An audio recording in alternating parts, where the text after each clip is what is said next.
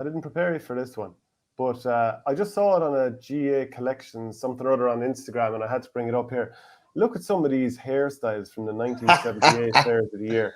Like they're not too dissimilar to some of what you'd be producing at times when you let the hair grow to smaller.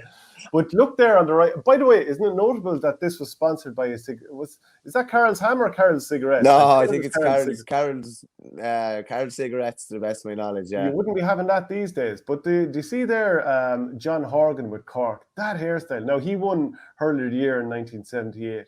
But my God, that is a glorious hairstyle. An absolute beauty. Yeah, I think it was the freelance journalist Keaveny tweeted that lockdown basically has helped produce all these unbelievable GA haircuts. The likes of Cormac Egan and other guys that, you know, maybe just didn't bother getting their hair cut during the lockdown, or couldn't get their hair cut, or didn't want their mother or father or brother or sister chopping away.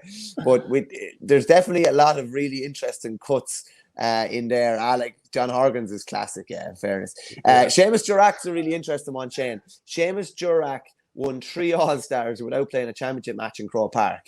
Yeah, which is phenomenal. But Clare were a very, would you say, unlucky team, or a team that were nearly men at that particular stage? They were coming up against great teams. Yeah, probably nearly men. It's funny, I actually interviewed the first All-Star, Damien Martin, last week for a piece in Independent over the next while, and I had some great yarns about like even the selection process back then, and there was different prizes for player of the tournament when they went out there. But he ended up getting an All-Star, even though Offaly didn't win a championship game in 71. Like Offaly were in the doldrums in 71, and he always says to Pat Hartigan, he said, like, it's gas. I got 1 All-Star in my Offaly career, and it's all it's ever talked about, and it's a trivia question. And Pat Hartigan won 3 or 4 of them, a fullback, and he's never hardly talked about at all. Yeah. Any other hairstyles standing out there? Do you know, actually, I was just thinking. Jimmy Keaveney's the spit of Colm Meaney. Pull that back up. He's the absolute spit of Colm Meaney there in the football selection. Pat Spillane won Footballer of the Year that year. Jimmy Barry Murphy, he looks like a Beatle, doesn't he? Yeah, like he does, in fairness, yeah.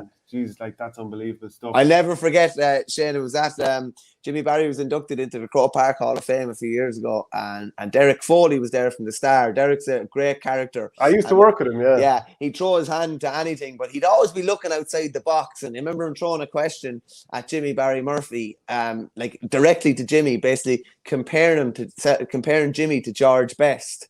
And I've never seen, like, Jimmy, just an unbelievably humble man, just kind of totally kind of clammed up. And then I think he mentioned like Ringo Starr and all these people that were really popular at the time.